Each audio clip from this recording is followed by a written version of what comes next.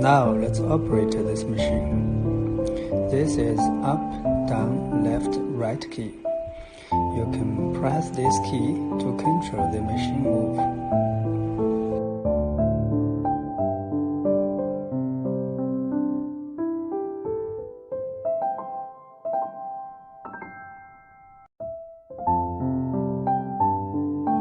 These are touch up and touch down keys.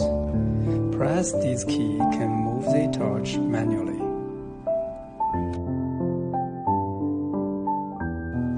Now let's talk about the plasma torch height control. The plasma torch height control is used to control the torch height.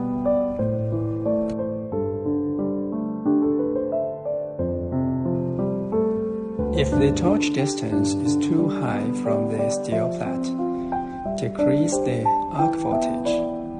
If the torch distance is too low from the steel flat, increase the arc voltage. This is a simple introduction to our machine.